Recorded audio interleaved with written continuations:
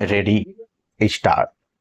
पश्चिम Asia में छिड़ा युद्ध केवल ईरान बनाम इजराइल या तेहरान बनाम वाशिंगटन संघर्ष के रूप में ही सिमट कर नहीं रह गया है।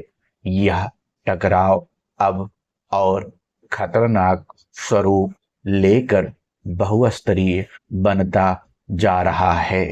इसमें भू राजनीतिक प्रतिस्पर्धा के साथ ही वर्गीय पहचान, वैचारिक वैधता और रणनीतिक अवसरवाद जैसे पहलू भी जुड़ते जा रहे हैं।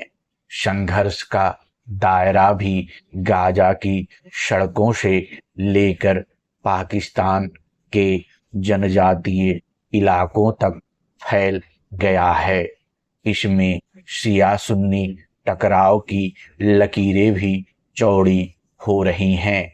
यह किसी से छिपा नहीं है कि 1979 की इस्लामिक क्रांति के बाद से ईरान ने अपने वैचारिक प्रभाव को अपनी सीमाओं से परे बढ़ाने के भरसक प्रयास किए।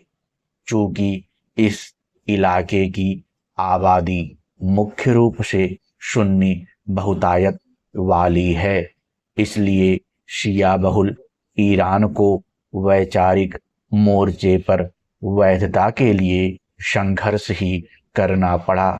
अपने वैचारिक प्रभाव की राह में आ रहे अवरोधों की काट के लिए उसने स्वयं को फलस्तीन संघर्ष जैसी उन मांगों के साथ जोड़ लिया जिसमें वैचारिक दरारों के लिए कोई जगह ही नहीं बचे। इसके लिए उसने कुछ संगठनों को पोषित करने से भी परहेज नहीं किया।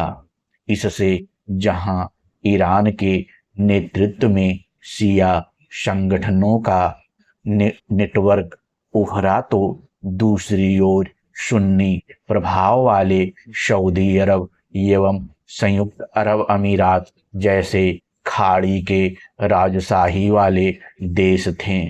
अमेरिका सुरक्षा ढांचे पर निर्भर इन देशों की समय के साथ इजराइल के साथ नजदीकियां भी बढ़ती गईं।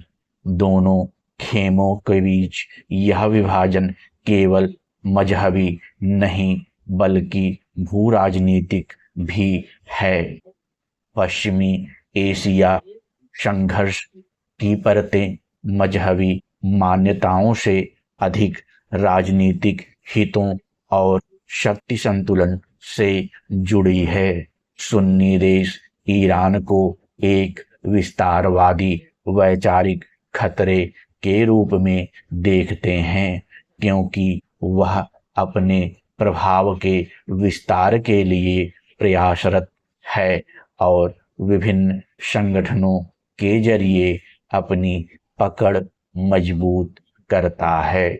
वहीं ईरान सुन्नी देशों को पश्चिमी शक्तियों के ऐसे प्रतिनिधि के रूप में देखता है जो उसके प्रभाव को सीमित करने का काम करते हैं। यही इस संघर्ष का केंद्रीय विरोधाभास है, जहां एक शिया खेमा सुन्नी असंतोष से ताकत हासिल करता है, वहीं सुन्नी शासन तंत्र उसी पश्चिम समर्थित व्यवस्था के साथ खड़ा है जिसका अक्सर उसके अपने ही लोग विरोध करते हैं। ईरान के विरुद्ध अमेरिका इजराइल की कोई जमीनी या व्यापक सैन्य कार्रवाई 2003 के इराक युद्ध की तुलना में कई गुना जटिल होगी। उन्हें भौगोलिक, सैन्य और वैचारिक तीनों ही स्तरों पर कड़े प्रतिरोध का सामना करना पड़ेगा। ईरान इराक जैसा नहीं है। यह आकार में कहीं बड़ा, सामाजिक रूप से अधिक सुसंगठित और मूलतः एकजुट राष्ट्र है। समाप्त। Like and subscribe, and don't forget to press the bell icon for more updates.